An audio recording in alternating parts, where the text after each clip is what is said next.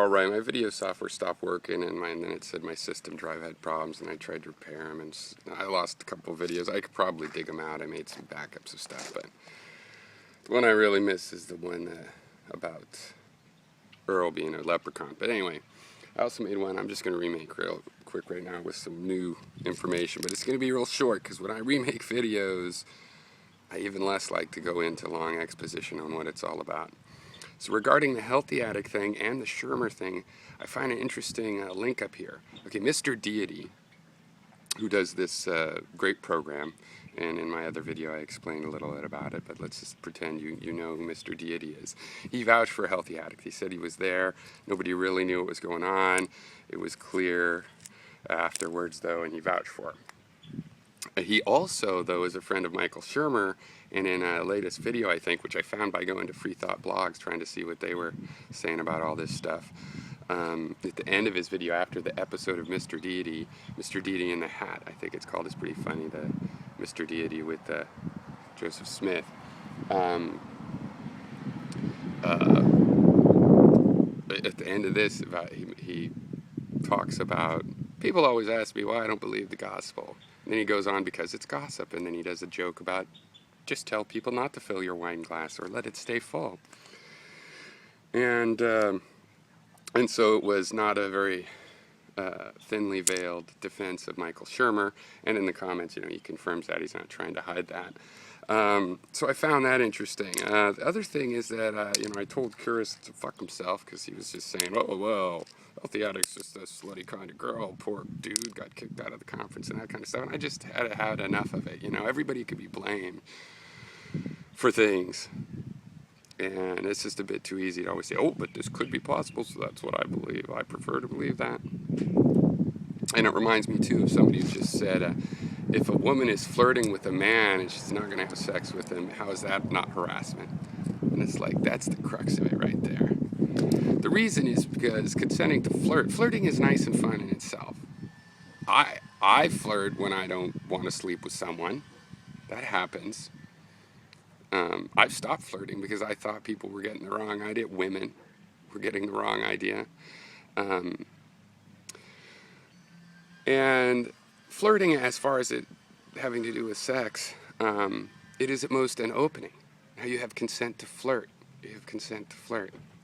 And how you do goes back and forth. If a girl kisses you, doesn't mean she wants to sleep with you. Maybe she could tell you only want to sleep with her, and that's why you're kissing her. She wants more. She enjoys the flirting itself. It's supposed to be good. If you can't do good flirting, then she's not going to be interested. And that's how men are, too. And they flirt with more than one person. They flirt with people that are just friends, but they flirt with people that... And there's nothing wrong with that. As a matter of fact, it's good. So that's the thing, too, with Kuras. He's trying to paint a picture of healthy addict that I don't perceive that, but if it was true, great. What's the matter with girls like that? If all the men were smart enough to not be creeps and to know, then it would be all good. And that's the problem. You guys that are thinking, but she flirted with me, that's a consent to sex. No. You should be thankful you had that chance, and then you blew it. Because immediately you thought, oh, my work is done. No, it wasn't. But I don't enjoy all that flirting stuff. Well, that's what they're trying to weed out. The Casanovas of the world enjoy flirting. They flirt with more than one woman. And that's why they leave with someone. They didn't just do puppy dog asphyxiation on one person. And then, hey, but you did this, so that had to mean that. No. A lot of this is funny to me because, I have nothing against one-night stands. They're not my thing because I'm not trusting enough, right? I'm not trusting enough. I'll try to get a woman to go spend the night with me, do after party with me or whatever. Start something if that's what I'm interested in. Or a kiss or something, sure, flirtation. But the whole idea that's we're kind of trying, this whole debate is about protecting the right of people to have sex with people they barely know.